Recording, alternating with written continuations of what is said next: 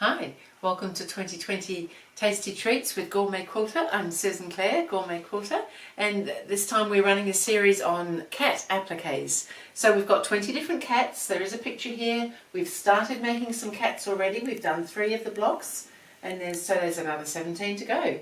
So we are up to cat applique number 4. There is a pattern available through GourmetQuilter.com if you're interested, with some more information on the website on GourmetQuilter.com. And the pattern comes with all the shapes ready for tracing and everything. So I've gone ahead, I've traced, I've cut out my shapes, and I've gone ahead, I've got a light box here. I've shown you before how to do this. I've marked the little face, so by having it on the paper side of the fusible web, you can trace it through on a light box, and I've just used some permanent markers for that. And on this lower half of the body here, there's some little leg markings that we're going to stitch, and I'm just using this mechanical pencil with a little yellow lead in it to help mark things like that so that I can see where they are. Other than that, we're ready to iron them on and do some applique. So I'm just going to position it on the background here. So these blocks are all different sizes in this series so that they will all fit together if you want them to, or they could be used separately. So I've just got the body, and then we're just going to overlap the little head over the neck there. So feeling a little blue, this little cat. He's probably not the happiest cat I've seen. But I guess a cat does not have to be happy all the time. So now his little tail kind of is as if it's wrapping around a little bit. It's coming from down here. Oops, and coming up a little bit more than that, I think. So we've got to make sure he's fitting within his space, and I think he's looking pretty good actually. His tail is slightly to one side, but then his tail is slightly to one side. As long as we've left enough room for seam allowance around, I think that's looking pretty good. I've just marked where I'm going to stitch the whiskers. The whiskers are going to go out into the background beyond the face line. Because I'm free motioning, I'm using a stabilizer, and I'm just using a lightweight cotton batting as my stabilizer. It will mean, of course, that I can do the blocks quilt as you go if I want to put them in to something like that as well. So I've got the machine all set up for free motion. I've dropped the feed teeth, I've got grey thread on, and I'm ready to start stitching.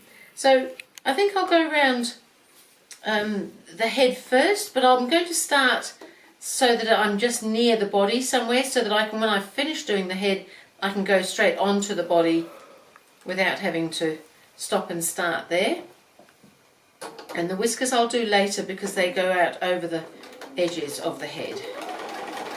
So I'm just doing a little free motion straight stitch close to the edge of the applique shape.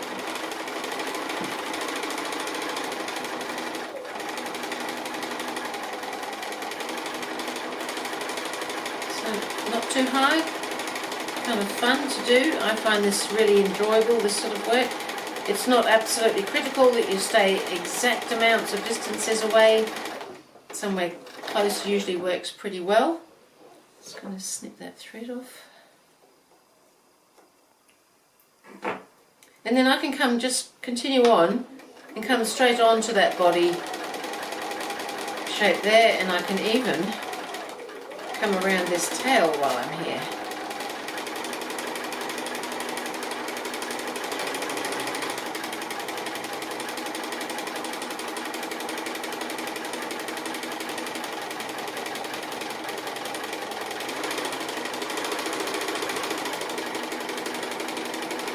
Now, because there's a little bit of tail that's going up the side there, I think I'll go up there and come back along the same line of stitching as well.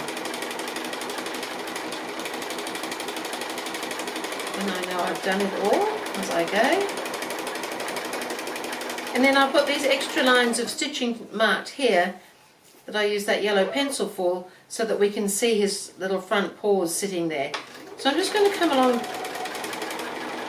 to the centre, and I'm going to go right up that centre line there,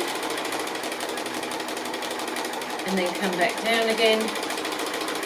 This thread isn't standing out a lot, but I think it'll still be okay. And then I'm just going to do the same on these little paws and the legs up here.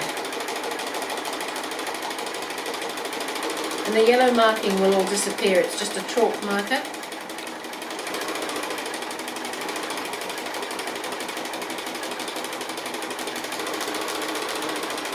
So we've nearly finished this cat already. It doesn't take very long with some of these. So I'll come around here now.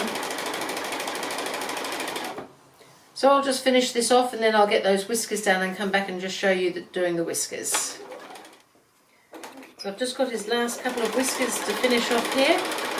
So I'm just going straight out and then back over the same line of stitching.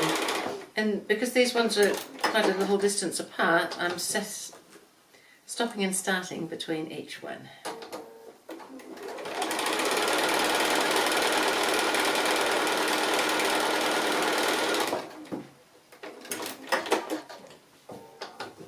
And just trim those little threads off because I did a little double stitch at the beginning and the end to end the threads off.